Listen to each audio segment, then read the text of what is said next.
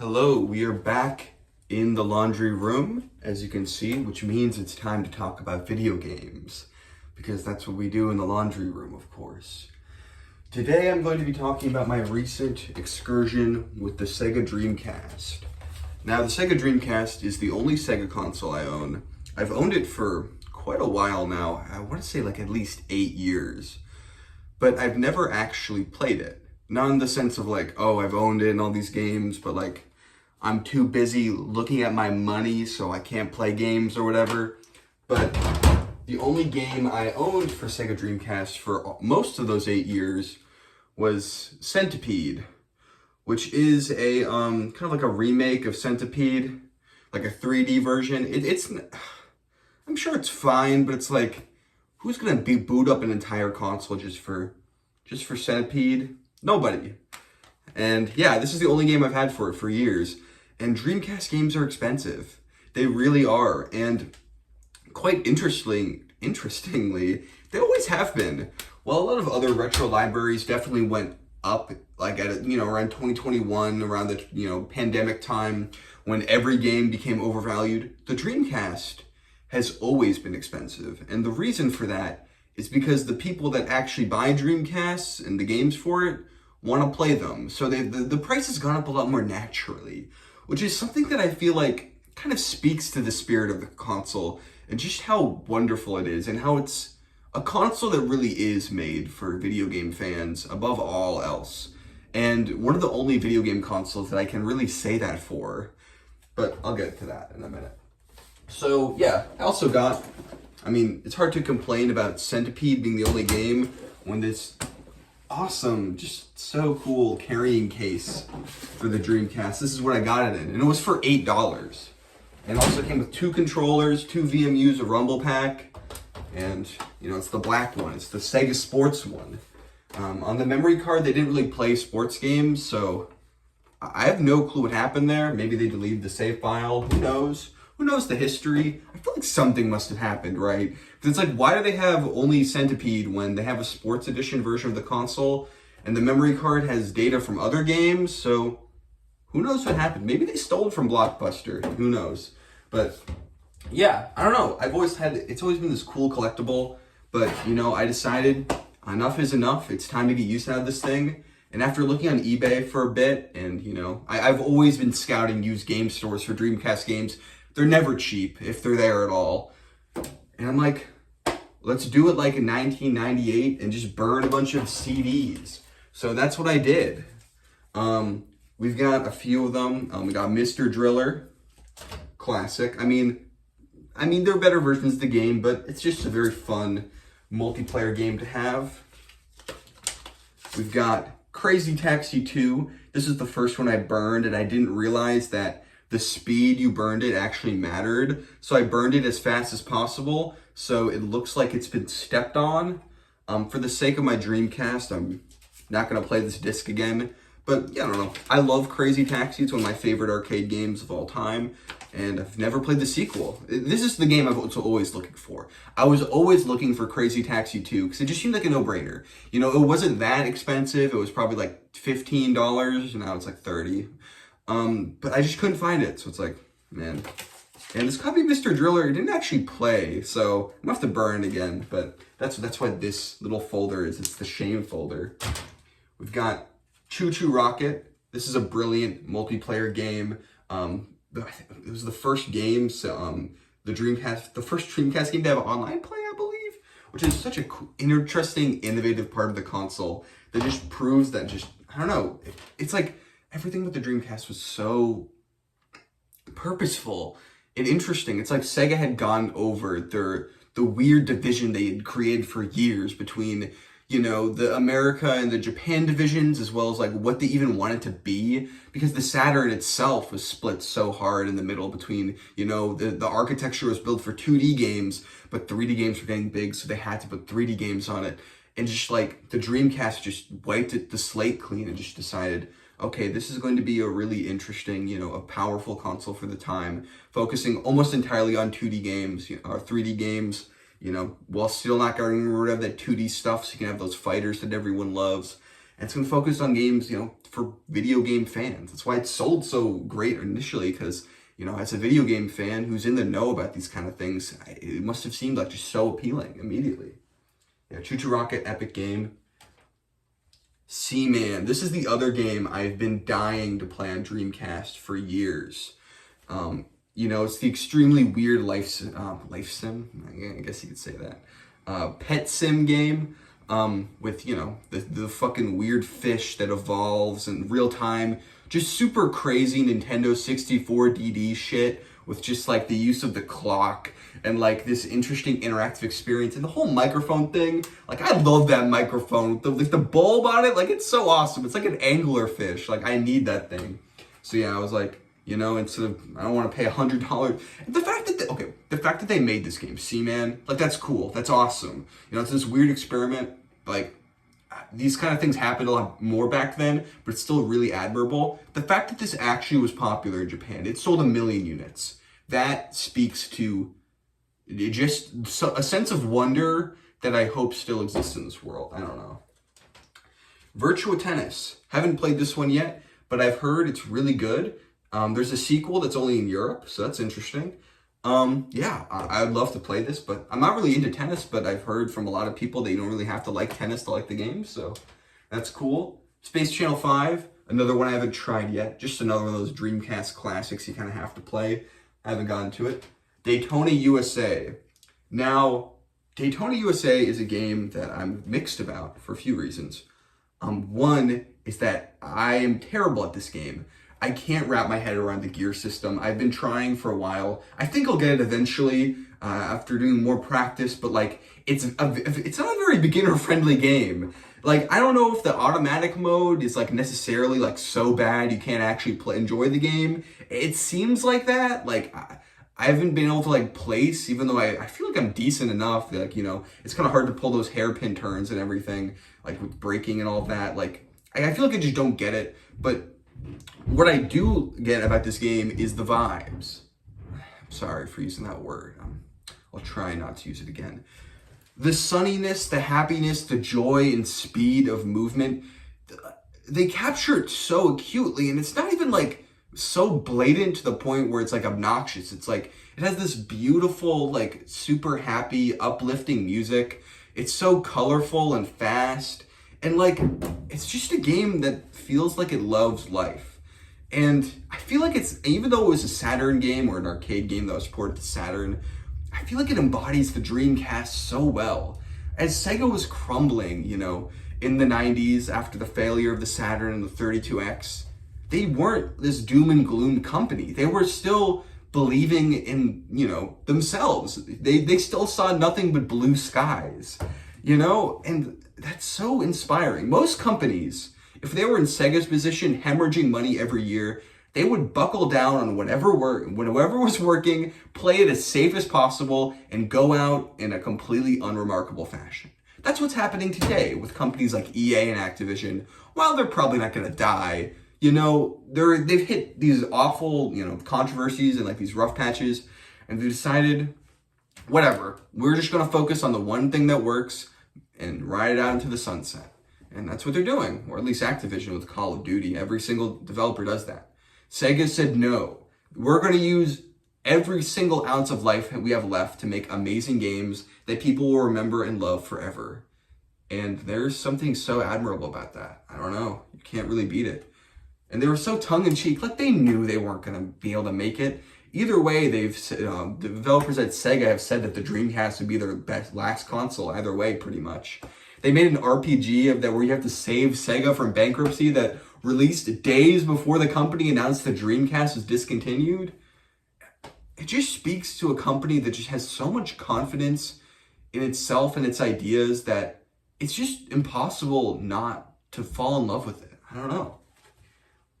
It's like, you've noticed, I've talked about these games. I've not been like, this is the best game ever made, or it's perfect or anything. Because Dreamcast games, well, they're good. I'm sure there's ones where they're rewarding, definitely. But they're not all like these temporal masterpieces, mostly. They have flaws, they have their problems and everything.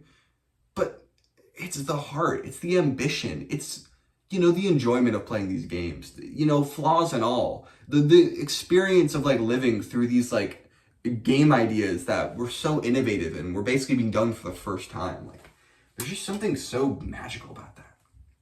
Super Magnetic Neo. This is a 3D platformer. Super weird. One thing I think that's interesting about the Dreamcast is that there are a lot of cartoony games, but there's not a lot of cartoony games that are like cutesy in a traditional way. Like, they'll be kind of cutesy, but then they'll like have like really weird, grotesque designs. And like, that's kind of awesome, because it's like, whenever something's done that's cutesy, it always has to be like cutesy in the ways that everything else is. So it kind of loses its effect. But when it's like, when they like have characters like with cute proportions that have like deformed faces, or like just awkward, like kind of weird stuff that doesn't belong, like it's all, I don't know, it's cool. Like, there's something to be said about that and how the contrast makes the aesthetic a lot stronger. The game itself, I'll give it another, but yeah, it's very jank. Illbleed. I'm excited to play through this one. I played through the first 10 minutes of the game, I guess. Just a super unique horror game, where the whole thing is based around your 4 senses. I guess there's 5 senses, but there's only 4 in the game. And like, keeping your anxiety down by not triggering any of these like random traps. Super camp, really interesting game.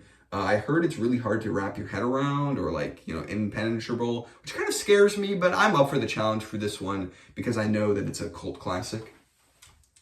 Jet Set Radio. This is one of the most creative games ever made, I think. Every idea in it is so fresh and interesting. The game has more personality than almost any other game ever made. The problem is that it's a little jank, especially today. It hurts. The Dreamcast controller, God bless it, it's the only controller I can think of where like it physically hurts really bad to play it. Every single time I play this thing, I get hand cramps. And I think it's the R button and L button. These buttons are actually used in a lot of games. Very well, I might add. I feel like this controller makes very good use of its buttons. It always feels like there's a use for all of them in most games. But it's like this very hard plastic. It kind of twinges up, like it hits your bone, and like the handle itself, like it's kind of cramped and weird. And like, I don't know, man, it just doesn't work for me. But I'll get to the design in a second. This controller is beautiful looking. Yeah, Jet Set Radio, great game. I really want to keep trying to get through it, because it's like, I've had a lot of trouble playing it. It's been very difficult for me. I'm also very bad at Tony Hawk and like those kind of like score-based, combo-based games, but I don't know, it's awesome. Blue Stinger, another game by the creators of Illbleed.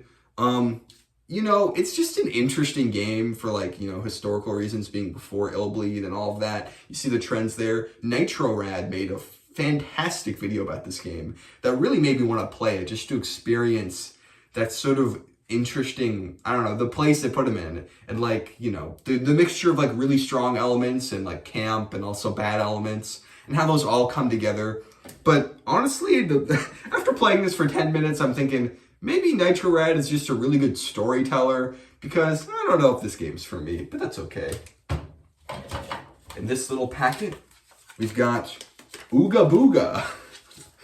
This game, I don't know, it's so weird. It's kind of hilarious, the name. I keep thinking about it because the name's Ooga Booga. Like, come on, how are you going to beat that?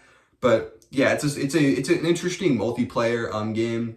It had online, which was pretty cool. Rebel Taxi talked about this in his video on Dreamcast games, which is why I decided to try to give it a go. I haven't played it yet, but I'm excited. And then Pen Triathlon.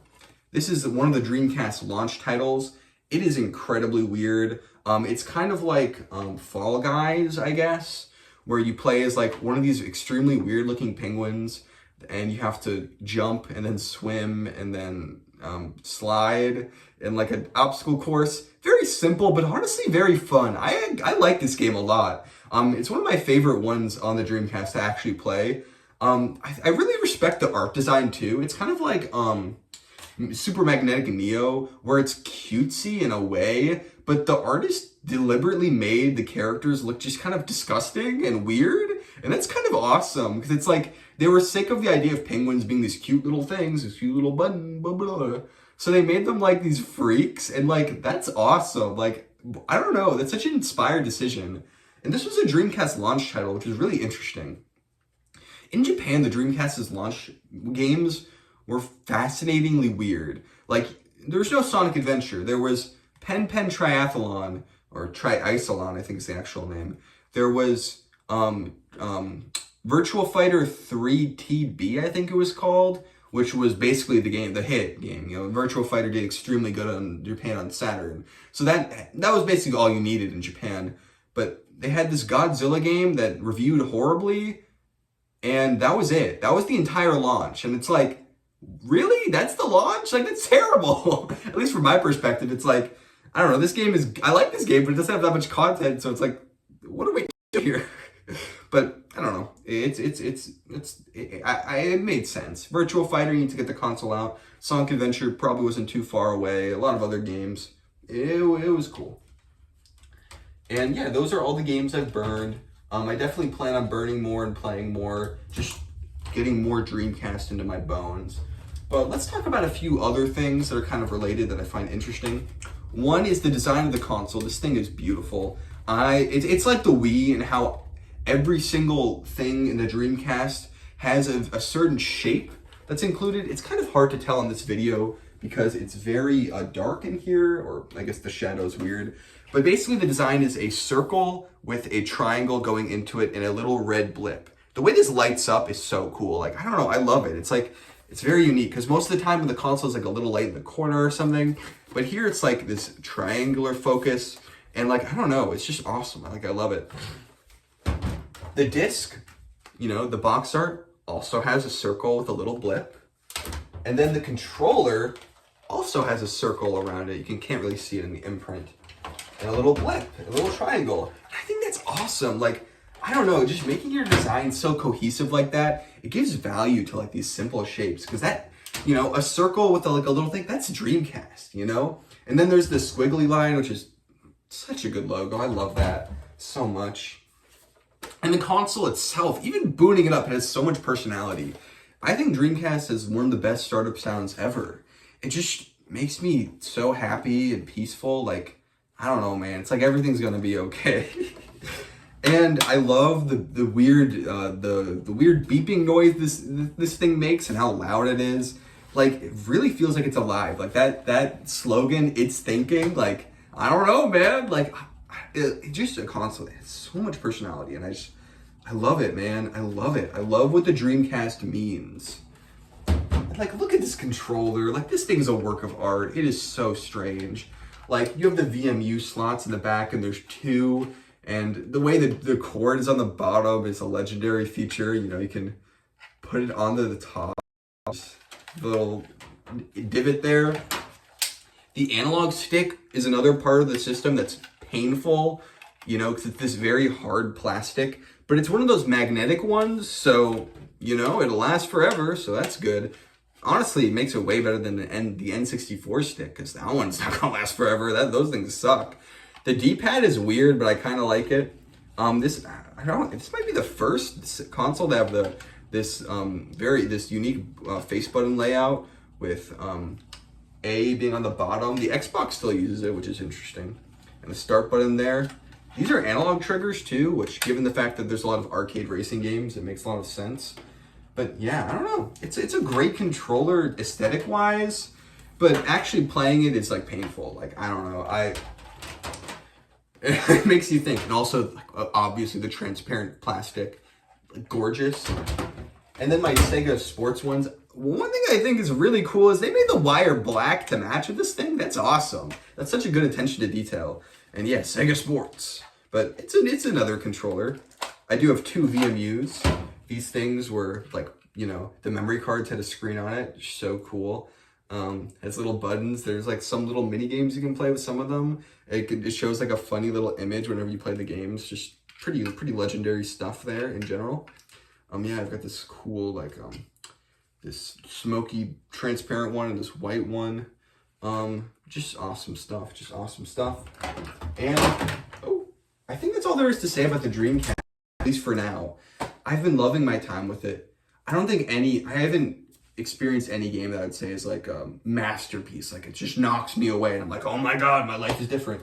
But just having the freedom to explore a game library like this in a way that feels real and impactful and not just like looking at stuff on an emulator, it really means something to me. Getting a feel for what this console was like, what this time period was like in a way that, I don't know, contextualizes things. It makes it feel, I already said it makes it feel as real, but I don't know, there's something just interesting with the experience of like seeing a game and having that delay between burning it and then coming over, seeing if it works, like that little troubleshooting, that little spot in the middle between, you know, a cause and effect.